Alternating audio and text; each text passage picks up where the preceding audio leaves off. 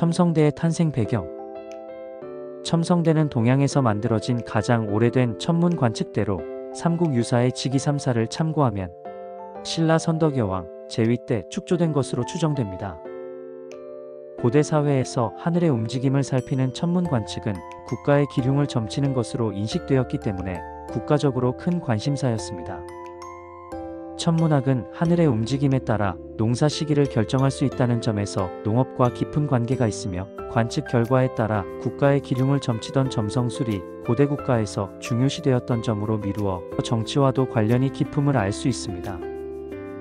이와 같이 천문학은 일찍이 국가의 큰 관심사가 되었고 첨성대 건립으로 이어졌을 것으로 여겨집니다. 그럼 신라 선덕여왕 시대에 첨성대는 어떻게 활용되었을까요? 첨성대의 용도.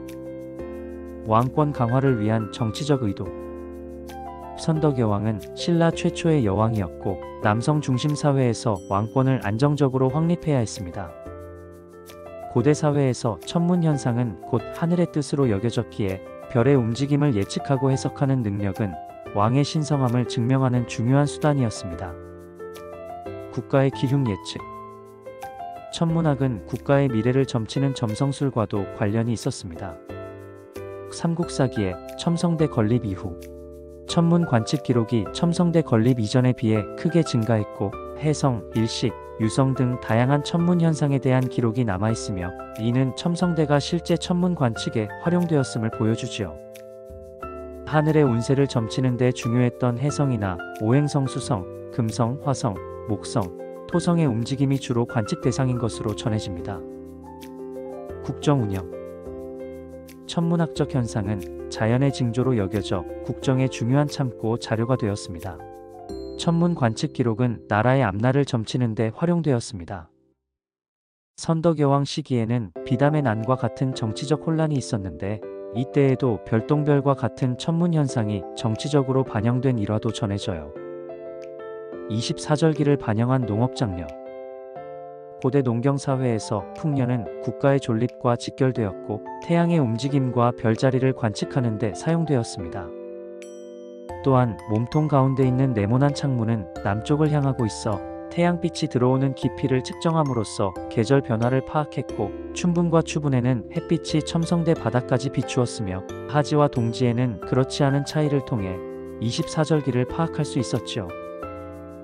천문 관측을 통해 농사에 필요한 씨 뿌리는 시기, 김매는 시기 등 24절기를 정확히 파악하여 백성들의 안정적인 농업활동을 도모하게 되었습니다.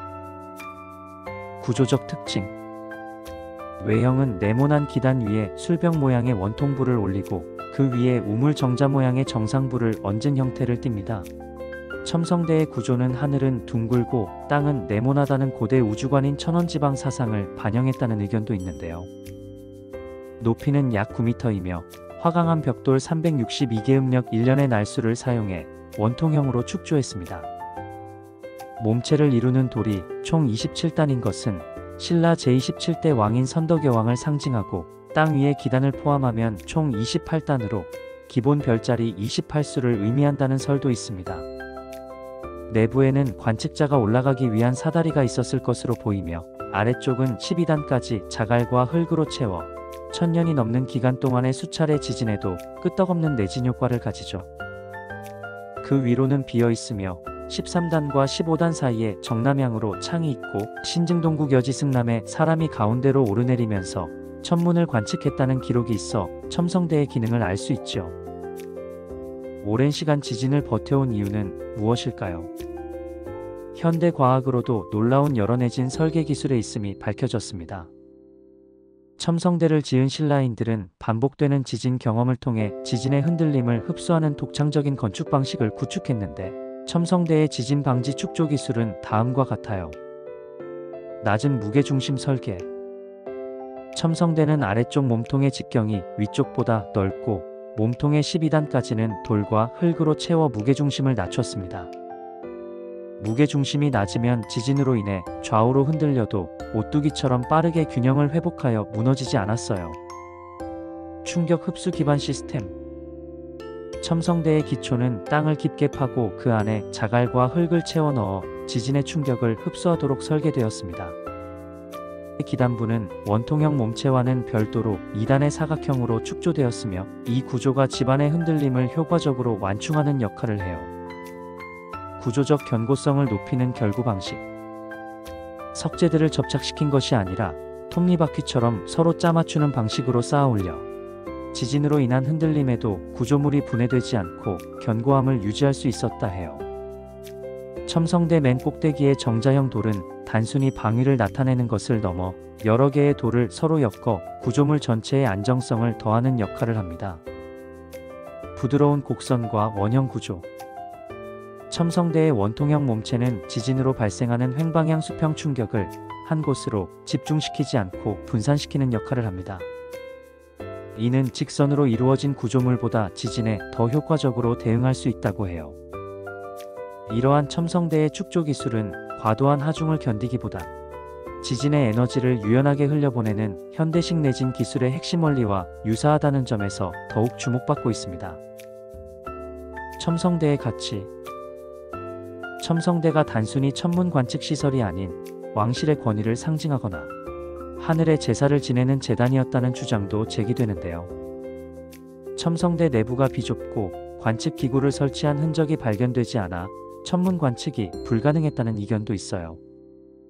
하지만 삼국사기에 첨성대가 건립된 이후 신라의 천문 관측 기록이 4배 이상 증가했다는 점, 그리고 그 기록의 정확성을 보았을 때 첨성대에서 천문 관측이 이루어졌다는 학설이 가장 유력하게 받아들여집니다. 앞서 살펴보았듯이 동양 최고의 천문대인 첨성대는 아시아에서 가장 오래된 천문대로 알려져 있으며 이는 당시 신라의 과학기술 수준이 매우 높았음을 보여주는 명확한 증거가 됩니다.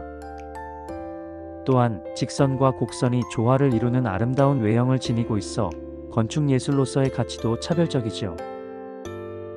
첨성대는 흐트러짐 없는 자태로 1000년 이상 우리 곁을 지켰고 앞으로도 한국의 빛나는 역사와 길이길이 함께할 것입니다.